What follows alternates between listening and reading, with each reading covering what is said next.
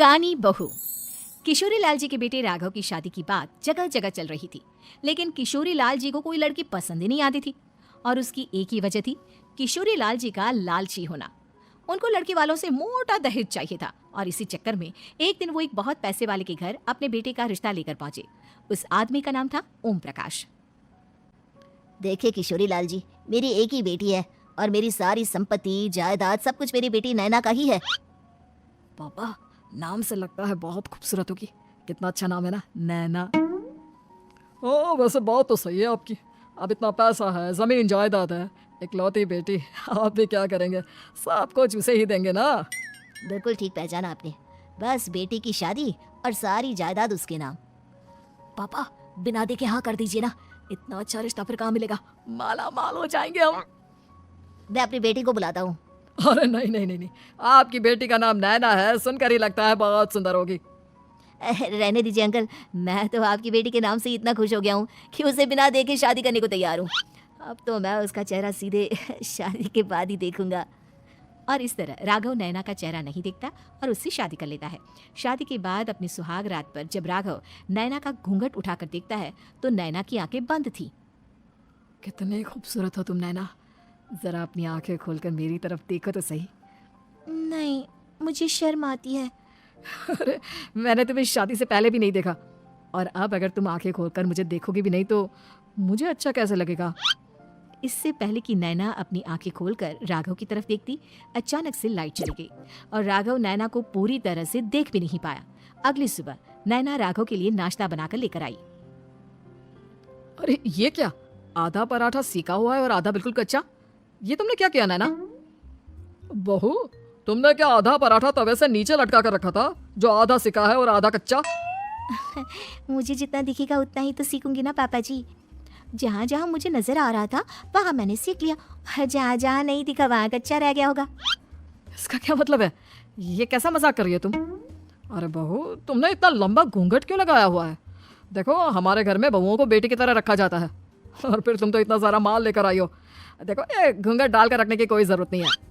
हाँ नैना, पापा जी ठीक कह रहे हैं, तुम तो आराम से रहो, अपना ही घर समझो।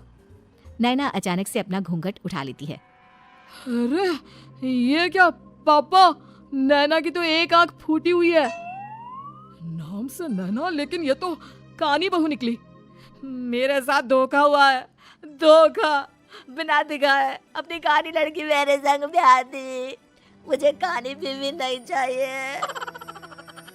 मुझे अभी ओम प्रकाश जी से बात करनी पड़ेगी।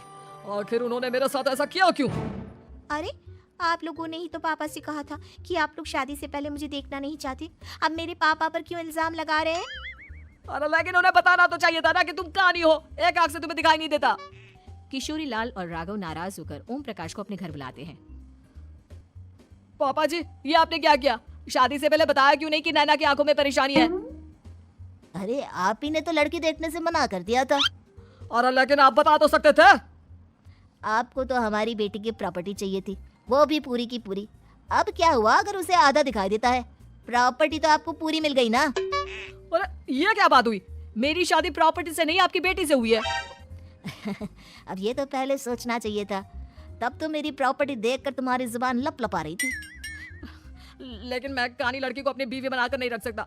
पापा कुछ करिए ना आप। हाँ करता हूँ। देखिए ओम प्रकाश जी, आप हमारे साथ ऐसा नहीं कर सकते।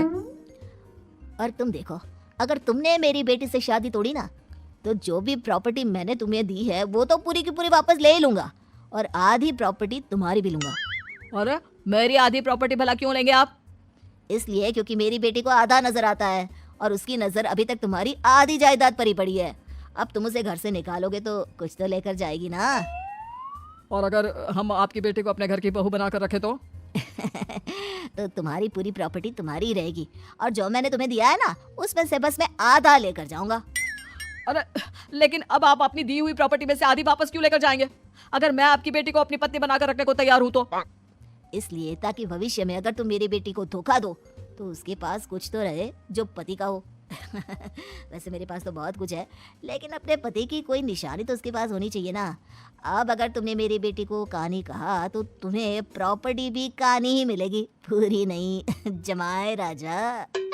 किशोरी लाल और राघव समझ चुके थे कि वो बुरी तरह फंस चुके हैं और अब उनके पास वहां से निकलने का कोई चारा नहीं है। अब समझ में आया ना, लालच बुरी बला होती है। एक तो तुम्हें प्रॉपर्टी मिली, ऊपर से बीवी मिली, उसमें तुम्हें नखरे भी दिखाने हैं। आए बड़े, चुपचाप बैठो तुम। कुछ दिनों के बाद नैना राघव की कार लेकर बाजार घूमने निकलती है और जब कार लेकर वापस आती है, अरे, ये क्या? एक तरफ से मेरी गाड़ी पूरी खराब हो चुकी है। लगता है तुमने मेरी गाड़ी को किसी दूसरी गाड़ी के साथ एक्सीडेंट किया है। अरे अरे, कितना बड़ा नुकसान कर दिया तुमने बहू। वो क्या है ना पापा जी, मुझे एक आंख से दिखाई नहीं दे रहा था, सामने से गाड़ी आ रही थी। मुझे तो सिर्फ आधा ही दिखाई दिया और वो गाड़ी मेरी कार से रगड़ते हुए निकल गई। अब मैं क्या करूं बताओ? आप इसे ठीक कराने के पैसे कौन देगा? तुम्हारे पापा। तुमने मुझसे इस तरह से बात की? अभी रुको। नैना राघव की शिकायत ओम प्रकाश को कर देती है। देखो राघव, अब जो मेरी आधी प्रॉपर्टी तुम्हारे पास थी ना, उसमें से आधी और मैं लेकर जाऊंगा, क्योंकि तुमने मेरी बेटी को डांटा। अरे नहीं पापा जी, गलती हो गई, माफ कर दो। गलती की तो कोई गुंजाइश ही नहीं। अगली बार मेरी बेटी को डांटा तो बची हुई आधी में से आधी और ले जाऊंगा। लालच के चक्कर में हम दोनों ने बहुत बड़ी गलती कर दी बेटा। एक तो तुम्हें कानी बहू मिली और ऊपर से जो माल मिला वो भी काना। इस तरह राघव की हर एक गलती पर ओम प्रकाश उसकी प्रॉपर्टी का आधा आधा हिस्सा लेकर अपना सारा माल वापस ले गया और राघव को कानी बीवी से काम चलाना पड़ा। भाई लालच वाकई में बुरी बला है।